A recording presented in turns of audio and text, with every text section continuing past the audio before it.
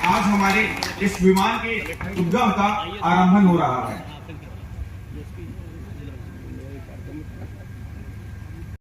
हमारे यहाँ पर इस कार्यक्रम में वीडियो लिंक से जुड़े हुए श्री R.K. सिंह, उनको भी बहुत बहुत धन्यवाद देता हूँ।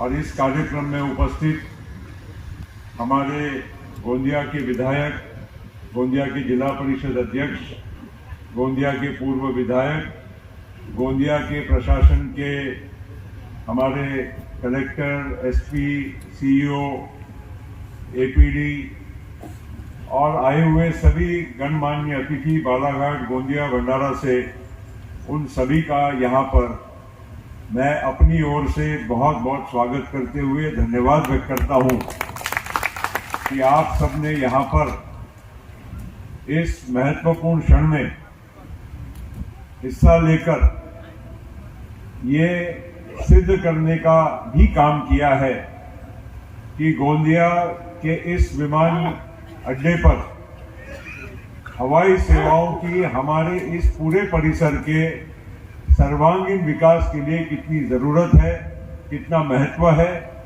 और ये आगे आने वाले दिनों में मुझे विश्वास है कि हमारे इस पूरे इलाके के, मैं गोंदिया का हवाई अड्डा गोंदिया के लिए सीमित नहीं समझता, मैं गोंदिया का हवाई अड्डा बालाघाट, गोंदिया और भंडारा, हमारे तीनों जिलों के एक चहुमुखी विकास, एक नया औद्योगिक वातावरण, नया शैक्षणिक वातावरण, नया व्यावसायिक वातावरण और पर्यटन के हिसाब से भी ये एक नया एक रास्ता खोलने वाला ये आज का जो कार्यक्रम हो रहा है।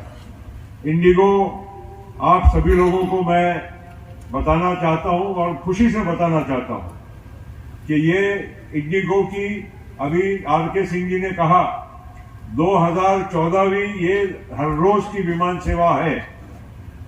इसकी पहली विमान सेवा को भी हरी झंडी दिखाने का काम प्रफुल्ल पटेल ने ही किया था।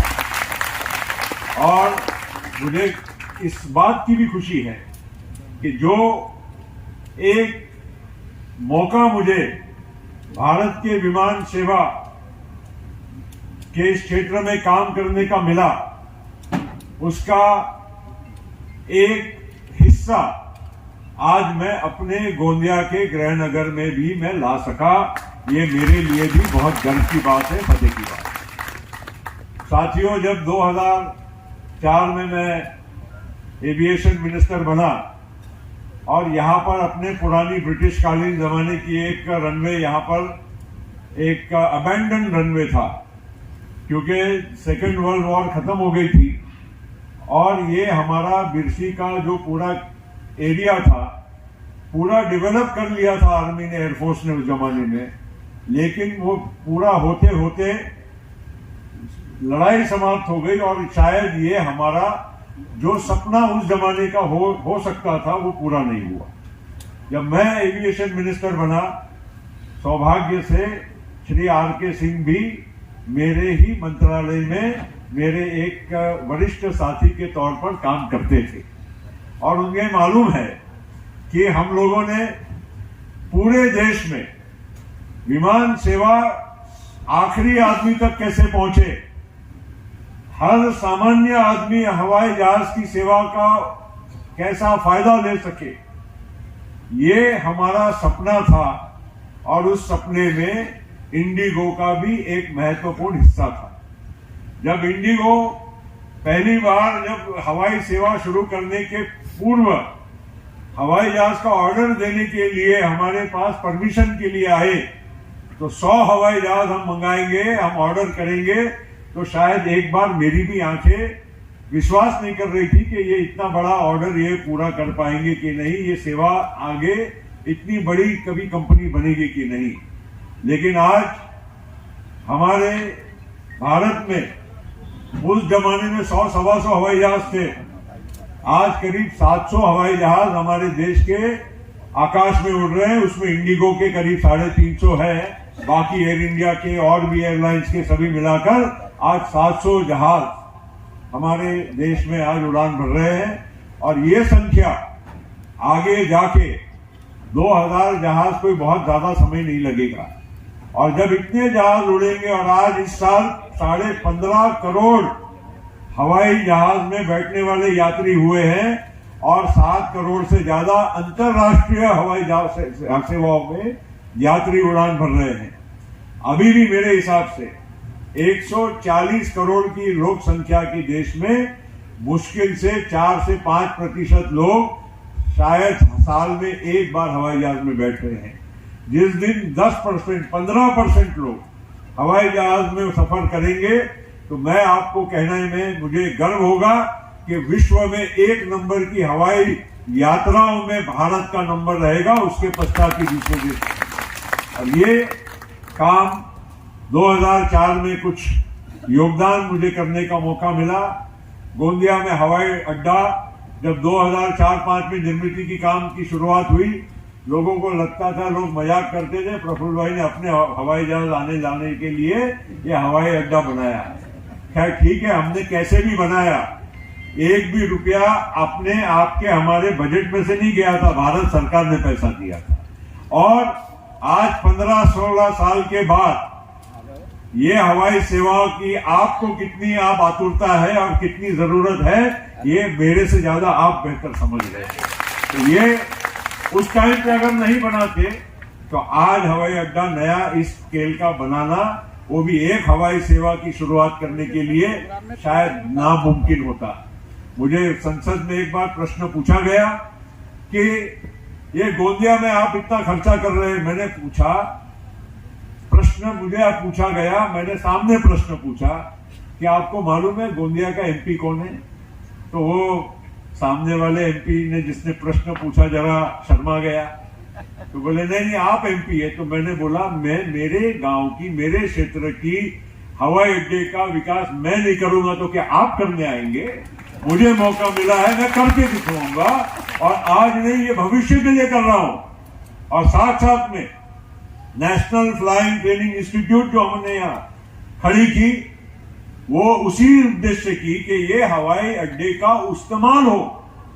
यहां पर national institute aviation training and management वो यहां पर बनाई गई।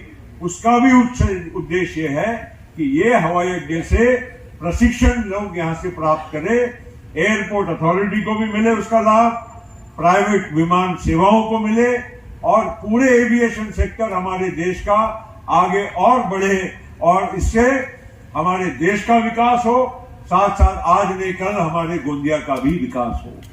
आज मैं आपको समझ कहना मुझे बहुत खुशी होती है। मैं आज आया हवाई अड्डा से, आधे लोग बालाघाट के थे।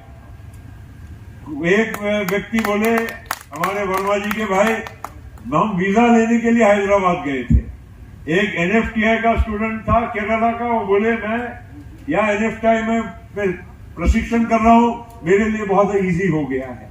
तो कहने का मतलब एक चीज से दूसरी, और मैं आपको ये बताता हूं, विश्वास के साथ कह सकता हूं कि नवी मुंबई का हवाई अड्डा अगले एक साल में पूरा होगा, तो यहां से मुंबई की भी हम सीधी उड़ान की सेवाओं का हम जरूर प्रयत्न करेंगे। लेकिन जैसे आरके सिंह जी ने कहा, बशर्ते हमको तो पहले ये हवाई जहाज भर के दिखाना पड़ेगा ना। कोई खाली हवाई जहाज हमारे लिए कोई मुंबई नहीं लेके जाने वाला है। और अभी एक और खुशी की बात बताता हूं कि 15 दिसंबर से अभी तक मुंबई से अगर आपको गोंदिया इस हवाई जहाज से आना हो तो 6:30 बजे की फ्लाइट थी, वो फ्लाइट लेके हैदराबाद आओ और फिर कनेक्शन करो।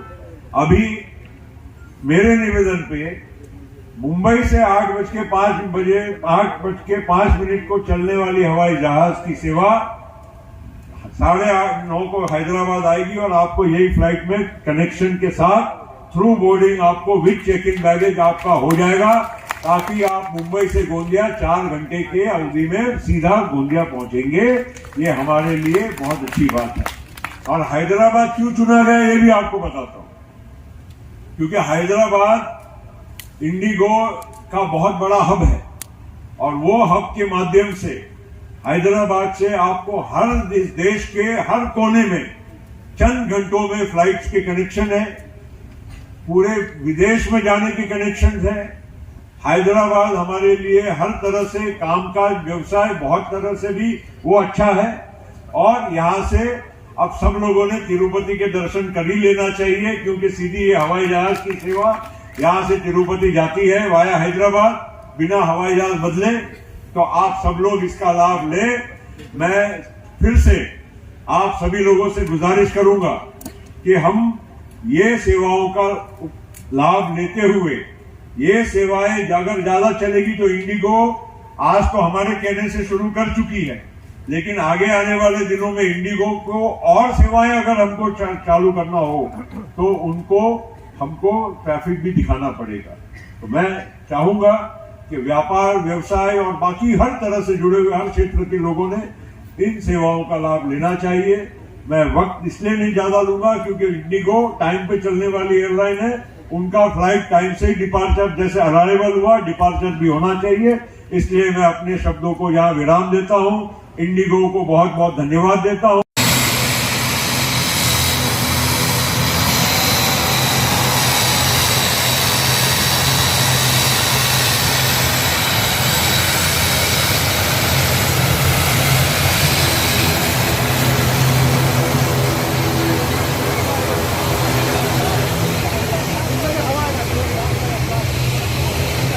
사이로 좀.